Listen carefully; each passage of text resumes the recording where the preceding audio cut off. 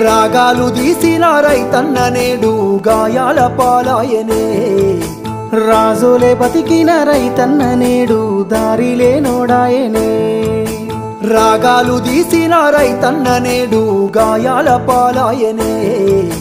రాజులే బతికిన రైతన్న నేడు దారిలే నోడాయనే నాడు పచ్చని పంటల్లో నెలవంక తీరు నిలిసిన రైతన్నా వాడిపోయి నేడు రాలిపోతున్నాడు ఎవ్వరి పాపమన్నా దేశానికే తిండి పెట్టేటి రైతు చేతులెత్తి వేడుకుంటుండు నేడు చేతులెత్తి వేడుకుంటుండు నేడు ఒక్క యూరియా బత్త కోసం